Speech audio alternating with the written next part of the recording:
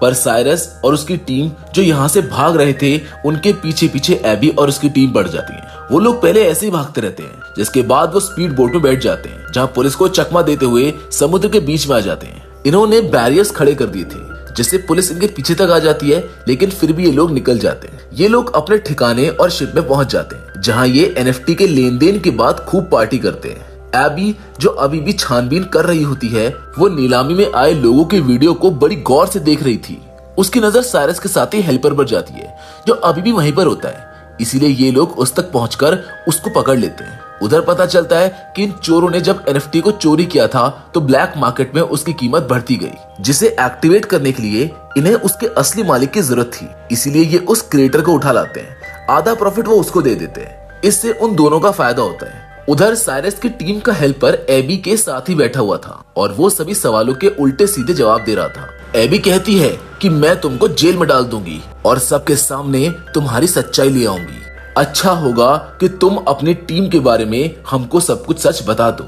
जिस पर हेल्पर कहता है कि मेरी टीम इस वक्त लंदन में है, अगर उनको पकड़ना है तो तुमको मेरे साथ वहां पर जाना होगा। इसीलिए अब एबी अपने साथियों को लेकर लंदन के पुलिस डिपार्टमेंट में चली जाती है। यहाँ उसकी मुलाकात एक और ऑफिसर से होती है, जो उसको बताता है कि मुझको सीक्रेट तरीके से पता चला है कि सबसे बड़ा माफिया, जिसका नाम लास है, उसने हाल ही में मार्केट के शेयर के साथ हेरा फेरी की है, जिस वजह से कीमतें ऊपर नीचे हुई और उसको बहुत प्रॉफिट हुआ। मगर इस प्रॉफिट की वजह से मार्केट या चीजों की कीमतों की उलट पुलट नहीं, बल्कि शहर में कई चीज की उलट पुलट हुई। असल में लास ने डैम का पानी पूरे शहर में फैला दिया है, जिससे वहाँ पर बाढ़ आ गई है। इस वजह से घर डूब गए हैं, लोगों की जानें चली गई हैं। और अब लार्स बिल्कुल ऐसे ही एक दूसरे शहर के साथ भी करने वाला है, जिसमें लार्स के साथ साथ एक काफी बड़ा माफिया भी शामिल है। और ये काम वो दोनों अगले 2 महीने में अंजाम देने वाले हैं। लार्स उस माफिया को पहले पेमेंट करेगा, जिसके बाद वो डैम के बैरियर्स हटवाने की इजाजत दे देंगे। इस तरह से उस शहर में भी बाढ़ आने से तबाही होगी। पर लार्स उसको जो पैसा पे करेगा, वो पैसा नहीं बल्कि सोना होगा। वो भी 1-2 किलो नहीं, बल्कि पूरे 10 टन।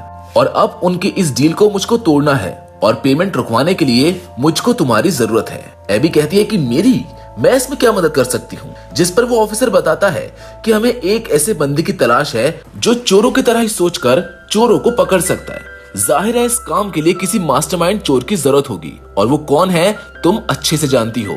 एबी समझ गई थी कि यहाँ पर ये ऑफिसर साइरस की बात कर रहा है, जिस पर एबी फौरन बोलती है कि नहीं सर, जैसा आप सोच रहे हैं वैसा कुछ नहीं हो सकता। आप चाहते हैं मैं साइरस के पास जाकर उससे मदद मांगू और वो हमारी मदद करने को तैयार हो जाएगा? ये नामुमकिन है। जिस पर ऑफिसर कहता है कि अगर साइरस और उसकी टीम ऐसा करने के लिए ना माने तो ना जाने कितने मासूम लोगों की जानें चली जाएंगी। तुम्हें कैसे भी करके उसको मनाना ही होगा ताकि हम लाश को रोक सके। जिसको सुनकर एबी अब मान जाती है और तुरंत पहुंच जाती है साइरस के पास।